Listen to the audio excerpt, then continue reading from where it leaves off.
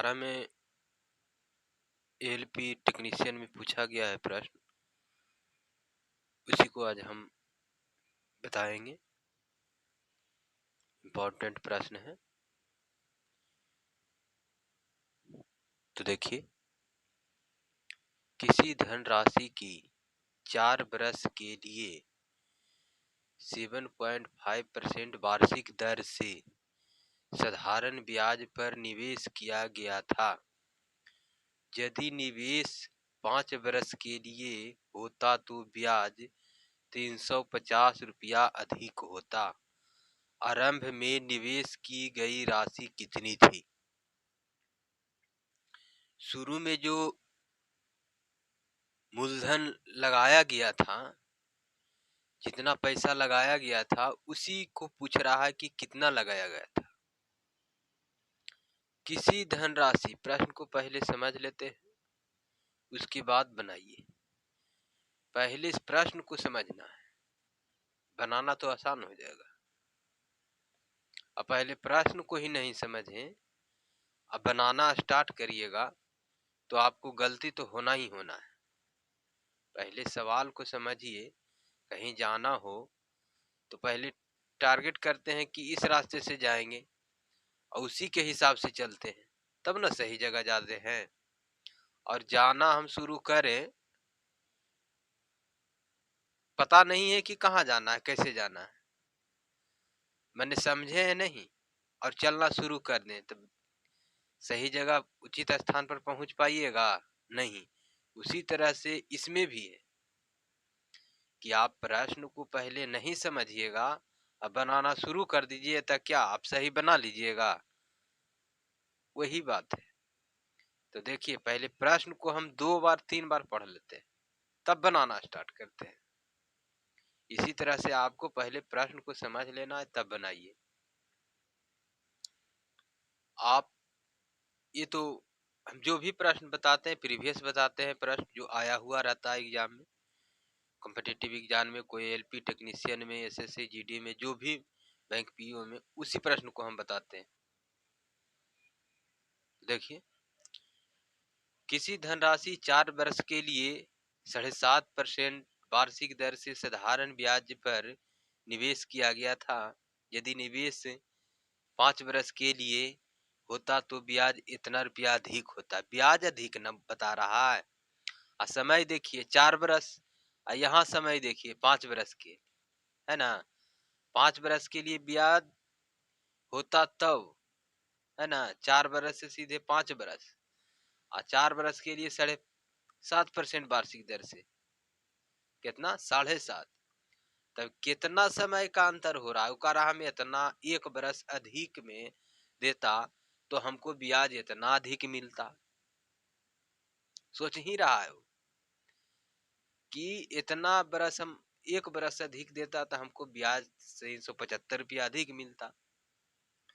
तो अधिक के तुलना अधिक से निकालना है मूलधन, तो 100 से मल्टीप्लाई कर देंगे, आ जाएगा उत्तर। तो 375 रुपया क्या है? ब्याज है। तो ब्याज निकालना हो तो हम क्या बताए हैं कि दर गुना समय, क्या दर गुना समय, वो हुआ ब्याज, यानी कि आरटी। तो यहाँ अधिक की बात कह रहा है, तो 4 बरस और 5 बरस, तो 4 से 5 कितना अधिक है? 1 अधिक है।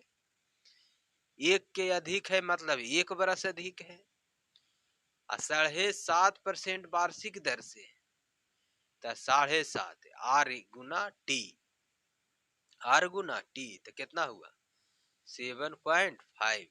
और निकालना है क्या? मूलधन। तो मूलधन निकालने के लिए 100 से मल्टीप्लाई करेंगे, निकल जाएगा मूलधन। तो मूलधन बराबर, अब इसे कैलकुलेशन आप कर लीजिए, चलिए हम ही कर देते हैं। दशमलव हटा 1 जीरो बैठेगा। अब इसे काटिए, 15 पचे 75, और 5 सते 35, और 5 पचे 25। ठीक है दोस्त, देखते जाइए बढ़िया से।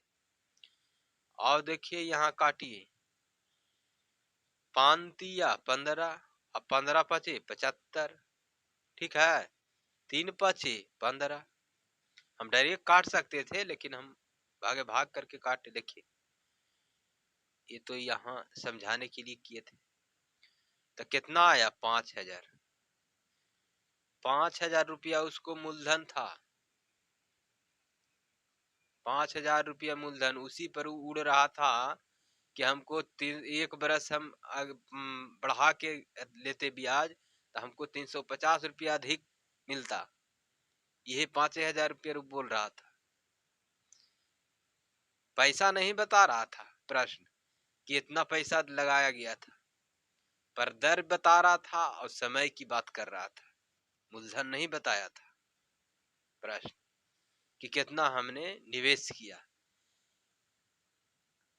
आपको देखिए, प्रश्न तो कंपटीशन में आता है, इससे आपको माइंड में चलता है, सर्कुलेट होता है, सोचते हैं, समझते हैं, सोचने की कैपेसिटी बढ़ती है आपको।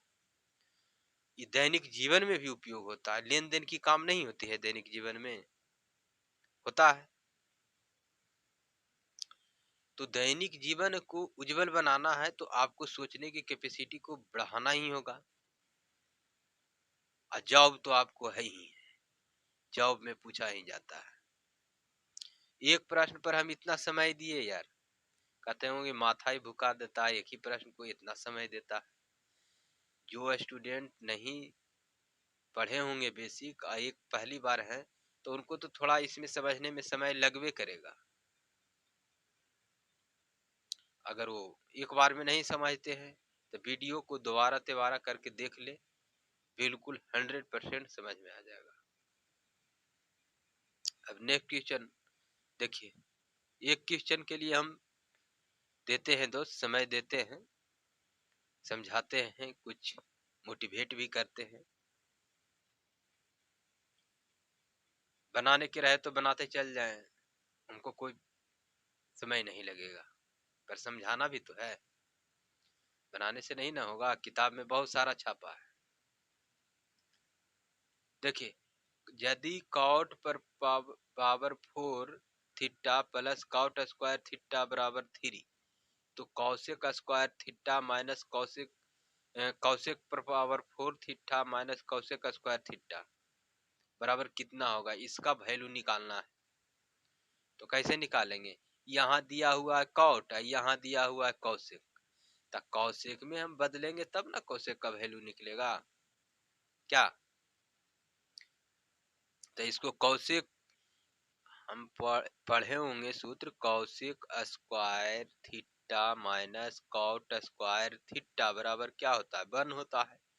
तो इसी को right hand side left hand side करके उलट के मान को रखेंगे।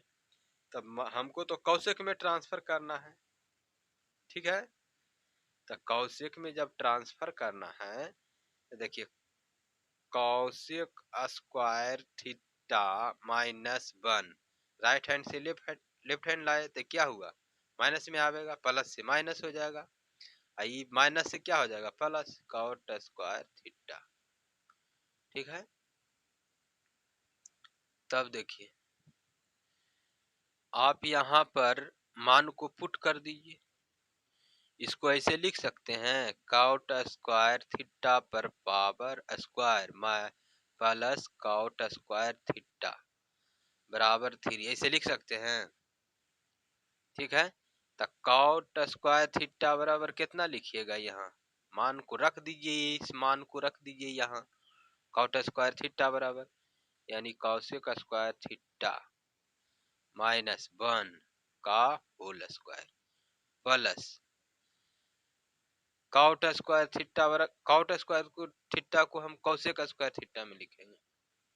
देखिए, कौशिक स्क्वायर थीटा में लिखेंगे तो कॉट स्क्वायर थीटा बराबर क्या लिख देंगे? Cosec square COSEC Kaushik square theta minus 1, ऐसे इसको लिख सकते हैं। अब इसको कैलकुलेशन कीजिए, a माइनस बी का होल स्क्वायर, ए को रखिए ई, ये बी हो गया, तो a माइनस बी के होल स्क्वायर हुआ तो A square plus B square minus 2a B के जगह क्या हो गया, एक plus cosec square theta minus 1। ठीक है, अब आप देखिए इक्वल टू 3 है ना, इक्वल टू 3। अब देखिए इसको ऐसे लिख सकते हैं, सी कौशिक पर पावर 4 थीटा। ठीक है, एक यहाँ देखिए -2 कौशिक थीटा, 2ab होगा, 2ab। ये एक जगह कौशिक स्क्वायर थीटा न था तो 2ab था, तो -2 कौशिक स्क्वायर थीटा। अब कौशिक स्क्वायर थीटा कितना होगा, माइनस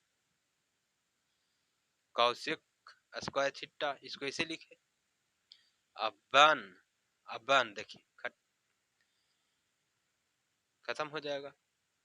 तो कौशिक पर power 4 theta minus cosec square theta बराबर कितना आ गया, 3।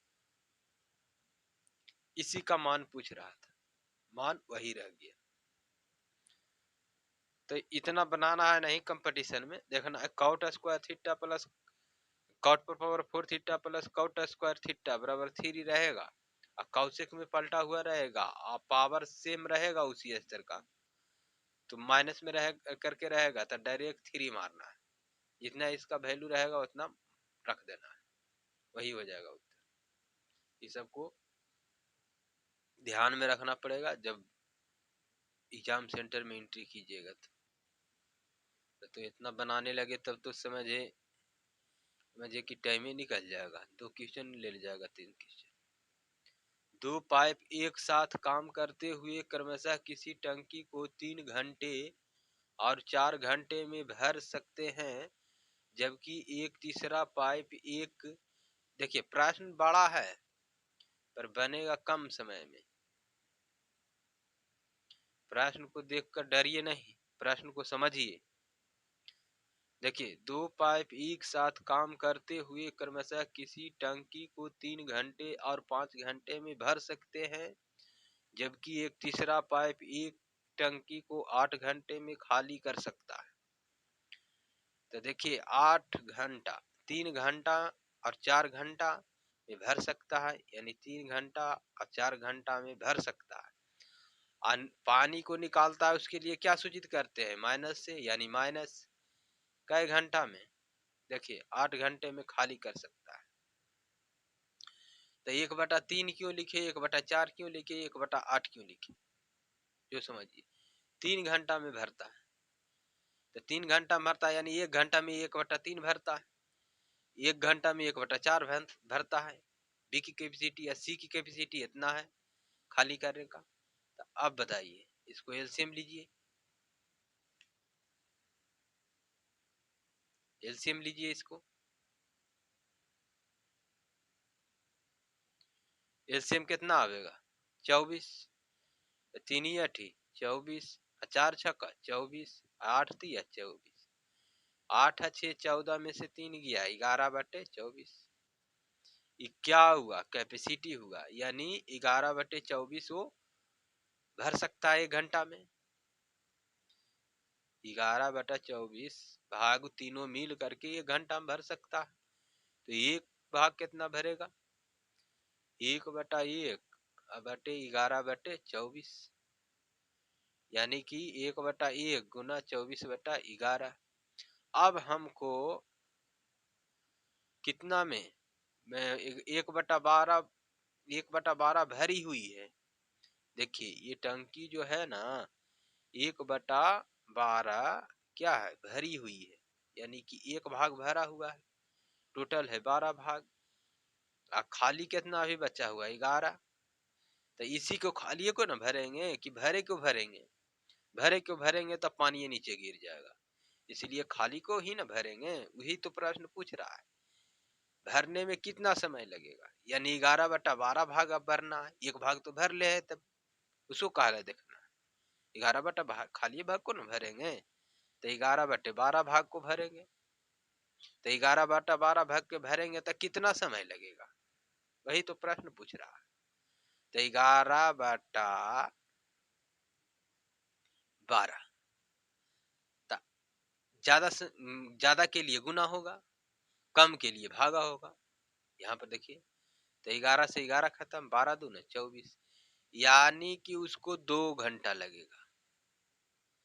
2 घंटा लगेगा भरने में, यही हो जाएगा उत्तर। ये तो समझाने में ना इतना समय लिए, कितना जल्दी बन जाता है। सवाल आपको डरा देगा, बड़ा देख के भागिएगा। चलिए आगे प्रश्न को देखिए।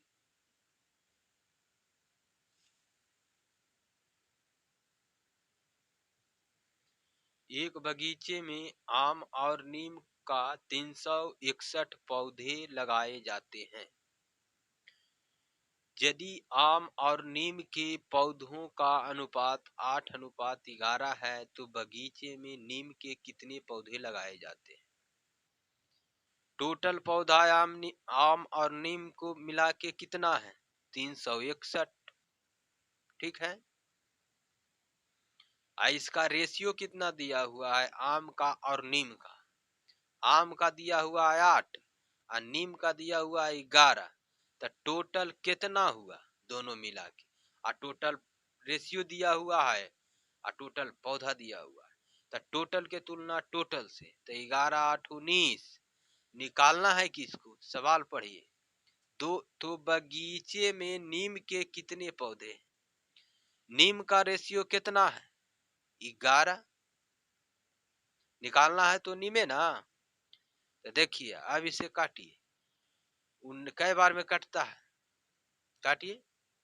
19 का 19, यानी 36 में से 19 घटाइए, यानी 9 7 16, 2 में से यह, यानी कि 171 बार में ये कट गया। तो 171 बार में कटा, तो इसको मल्टीप्लाई कीजिए 171 गुना 11। 171 गुना 11, ठीक है ना। 1 7 1 8 7 1 8, यानी कि, तो बगीचे में नीम के कितने पौधे हैं? तो 1881 पौधे हैं। 1881 ना आया? 1881 पौधे हैं क्या चीज का? नीम का। यही हो गया आपका उत्तर। 19 का 19 काटे हैं ना सही से, देखिए मिस्टेक ना होना चाहिए। 19 का 9 7 16, 2 में से एक गया एक, 19 का 19, 19 देखिए 19 का 19 और 19 11 से गलती काटे थे, मिस्टेक हो गया। देखिए 19 बार में कटेगा ना क्या? 19 के अनुसार देखिए 19 का 19, ठीक है। तो 9 7 16 और 2 में से एक किया एक, 19 11 से मिस्टेक हो गया था। देखिए तो 19 गुना 11 कितना आ गया? 9 9 1 10, 1 1 2, यानी 209 हो जाएगा। 209 19 का स्क्वायर होता है। देखिए 19 11 से 19 का 19, 1 9 7 16 1 1 2 3, यानी 361। 19 का स्क्वायर होता है 361, मिस्टेक हो गया था। तो देखिए सुधार दिए। इस स्तर से हम प्रश्न को पहले समझना है, तभी बनाने का कोशिश करना है। अब प्रश्न के बिना समझे हम बनाएंगे तो गलती तो होना 100%। ठीक है दोस्त।